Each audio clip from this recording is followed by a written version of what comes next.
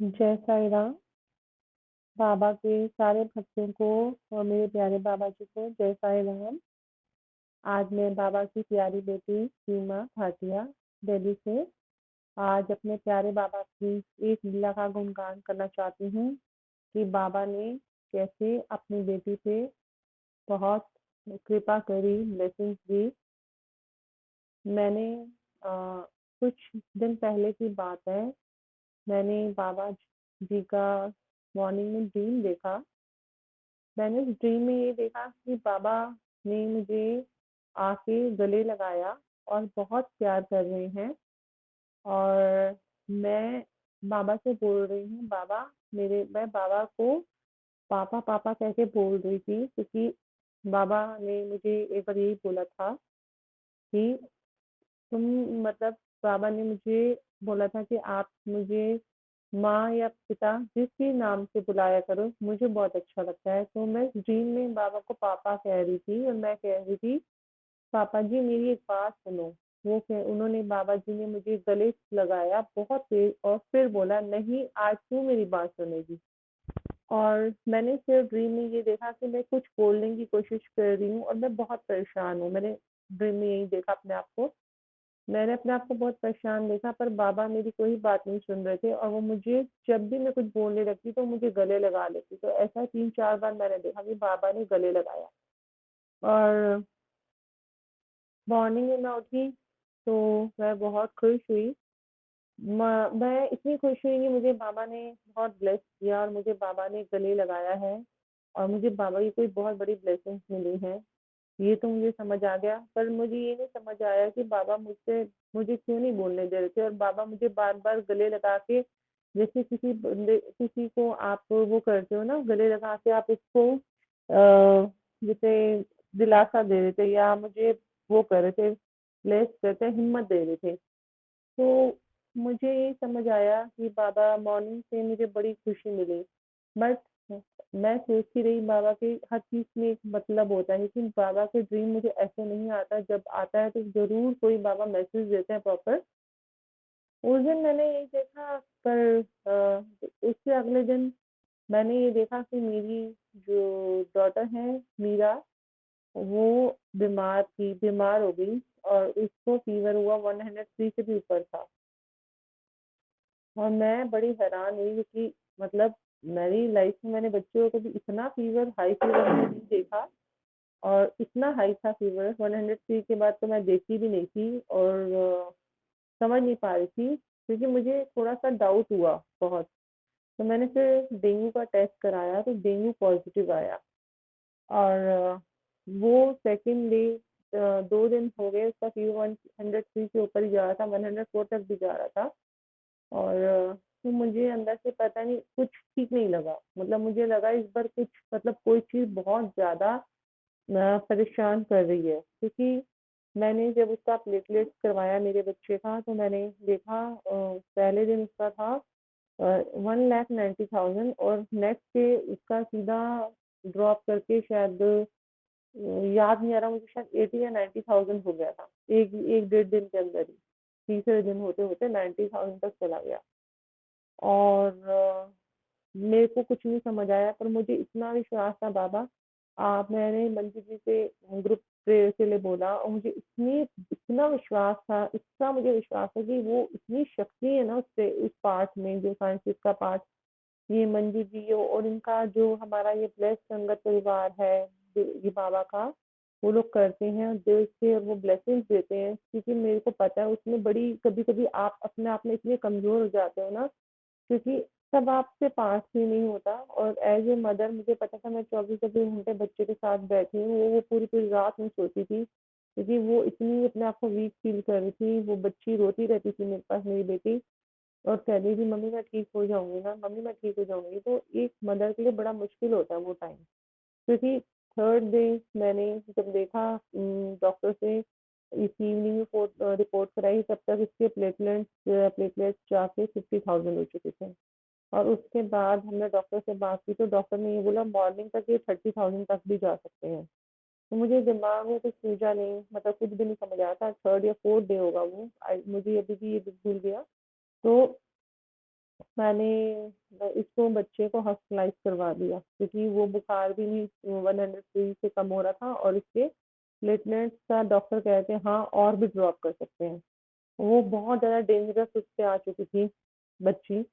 और मैंने पता नहीं क्या रात को 9-10 बजे उसको हॉस्पिटलाइज़ करवाया। पर वहाँ पर मंजू जी से रिक्वेस्ट की थी कि आप ग्रुप प्रेयर आप इसकी स्टार्ट कर दो, जो हमारा वीकली साइंस फिक्स का पार्ट होता है वो बाबा का शुरू कर दो।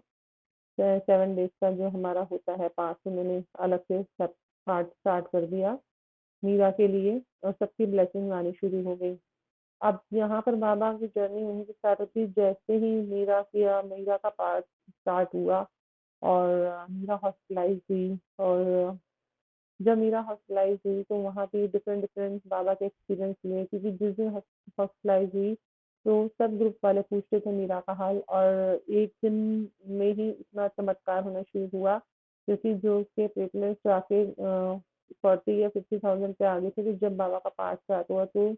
डॉक्टर ने बताया एक ही दिन में उसके राइज हुए हैं और वो 70,000 तक चले गए हैं। तो हम लोगों ने सोचा हाँ अब ये डेंजरस इससे बाहर आ गई है। पर यहाँ तक ही चीज़ें नहीं होती हैं क्योंकि उसके बाद जब 70,000 तक आने के बाद नेक्स्ट डे जब मैंने ग्रुप में बोला कि बाबा ने सुना है और अब ये रिकवर होनी शुरू हो गई है बट वो नेक्स्ट डे फिर वो एग्जैक्टली 50,000 पे उसके वापस आ गए और ड्रॉप हो गए तो वो चीज़ और परेशान करने लगी क्योंकि उससे थोड़ा सा नोज से ब्लीडिंग स्टार्ट हो गई क्योंकि करो इसमें डेंगू में बहुत रिस्क हो जाता है कभी आपकी किसी बॉडी के पार्ट से ब्लीडिंग स्टार्ट होती है तो बहुत रिस्क से चला जाता है और फिर हमारे को यही बोला डोनर इकट्ठे कर दो अपनी फैमिली वाले को बुला लो जितने भी डोनर हैं आपके आ जाएं ताकि अगर हो सकता है प्लेटलेट्स बच्चे को चढ़ाने पड़ेंगे क्योंकि इसकी सिचुएशन थोड़ी क्रिटिकल हो गई है बच्चे की पर बाबा ने बड़ी कृपा करते रहे बहुत परीक्षा का समय था बहुत टफ टाइम था बहुत टफ टाइम पर उस टफ टाइम में भी बाबा ने मुझे पहले शायद ड्रीम में यही दिखाया था मुझे हिम्मत देके गए थे पर हिम्मत के साथ साथ वही हिम्मत जो बाबा ने मुझे गले लगाया था मुझे बोलने नहीं दे रहे थे मैं परेशान थी तो उससे पहले ही बाबा मुझे ब्लेस कर गए थे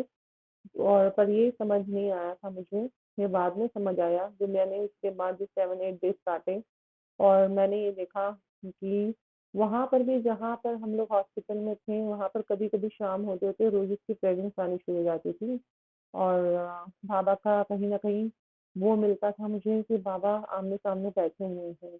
और थोड़ी देर में मैं ये देखती थी कि बाबा की जो बच्चे की विंडो पे है वहाँ एक सीजन का पेयर आ जाता था मॉर्निंग में और वो पेयर कपल पेयर था और वो बैठा रहता था वहीं पर मतलब जैसे डांस करता रहता था खेलता रहता था जब तक शाम ढल नहीं जाती थी वो वहीं रहता था और हमारा सूर्य उदय होने से पहले वो पिजन का पेयर पूरा मॉर्निंग में आ जाता था ये पूरा चलता रहा जब तक मीरा एडमिट रही 6-7 डेज और जिस दिन बाबा का मतलब चमत्कार देखे फिर हाँ परीक्षा चलती रही तो नेक्स्ट डे उन्होंने फिर सुबह 3 बजे मीरा के नोट से बहुत ब्लीडिंग स्टार्ट हो गई फिर वो टेंशन फिर बढ़ गई क्योंकि उस दिन भी काउंट इसके धीरे धीरे बढ़ रहे थे मतलब प्लेटलेट्स इसके 40,000 गए फिर धीरे धीरे 50,000 और वो सब चल रहे थे तो बाबा से पाठ होता रहा पर जिस दिन बाबा का फिफ्थ या सिक्स डे हमारा पाठ का था संस्कृत का जो चल रहा था जो ये मंजू जी का पूरे साईं परिवार कर रहा था अपनी तरफ से ब्लेसिंग दे रहा था तो उस दिन फिर धीरे धीरे मतलब ये प्रोसेस स्लो स्लो चल रहा था तो फिर वो धीरे धीरे बढ़ा और सिक्स डे पे आते आते थोड़ा सा ये हुआ कि 70 तक बच्चे की रिपोर्ट गई इतने दिनों बाद 70 तक था और जिस दिन लास्ट डे हमारा साइंस का था हमारा प्रायण का तो वो 7 डे था जिस 7 डे जब मंजू ने पूछा कि मीरा कैसी है बट मैंने नहीं बताया मेरे को अंदर से इतना घबराहट हो गई कि अब बस एक बार ठीक हो जाए पूरी तरह से तो उस दिन वो लास्ट प्रायण का वो डे था तो उसके 90,000 पे रिपोर्ट गई और डॉक्टर ने बोला जैसे ही 1+ होंगे तो उसको डिस्चार्ज कर देंगे पर पता नहीं मुझे इतनी स्ट्रांग वो आई कि इसको मीरा को अब घर ले जाओ मतलब बच्चा 6-7 दिन से हॉस्पिटल में है और जैसे ही मैंने सोचा बाबा मैं गलत ना कर रही हूँ बट मैं इसको लेके जा रही हूँ घर और वही बाबा ने हमारी वही जर्नी हॉस्पिटल में इतने दिन तक रखनी होगी क्योंकि मुझे थोड़ा-सा हॉस्पिटल के नाम से ही काफ़ी एंग्ज़ायटी होती है, पता नहीं किसी को डर होता है शायद मुझे शुरू से ही ऐसे लगता था, पर बाबा ने वहाँ हर दिन अपनी इतनी स्ट्रॉन्ग वाइब्रेशंस बाबा की, स्ट्रॉन्ग फीलिंग्स, कभी रोज़ेज़ की फ्रेग्रेंस, कभी किस तरह की फ्रेग्रेंस आती रहती थी और मुझे बाबा की स्ट्रॉन्ग फीलिंग होती थी कि बाबा आस-पास हैं और मुझसे ज़्यादा परेशान है। और बाबा ने उससे पहले मुझे अपने गले लगा-लगा के बाबा ने मुझे गले ऐसे नहीं लगाए थे, जैसे एक माँ लगाती है अपने बच्चे को 2-3 साल के बच्चे को क कस के कि वो इतना परेशान है, पर वो उसकी गोद में जाके बच्चा एकदम टेंशन फ्री हो जाता है। ऐसे में इतनी परेशान खड़ी थी, तो बाबा बार-बार गले लगा रहे थे और मैं बार-बार कुछ बोल रही थी और बाबा बार-बार चुप करा के गले लगा रहे थे और मैं बार-बार कुछ बोल रही थी। तो देखो हमारे बाबा ये कहते हैं कर्म तो हमें अपने काटने पड़ते हैं, पर वो इतने दयालु हैं मैं कहती हूँ वो मेरे को अपनी लाइफ का जब से देखो मैं बच्चों के लिए बच्चों का दर्द कभी नहीं देखा जाता, अपना दर्द आप फिर भी देख लेते हो। पर उनको पता था मुझे कितनी तकलीफ आने वाली है, उन्होंने इससे पहले ही ये दर्शन देकर, इस तरह की स्ट्रॉन्ग वो देकर मेरी इस तकलीफ को बाबा ने हटाया। और इसलिए मैंने बाबा का मुझे बाबा से माफ़ी माँगती हूँ क्योंकि मैंने बाबा को थैंक्स करने के लिए मतलब इस ग्रुप प्रेयर्स की थैंक्स करने के लिए, मंजू जी का थैंक्स करने के लिए, पूरा साईं परिवार का थैंक्स करने के लिए, मैं कहती हूँ शिरडी में एक-एक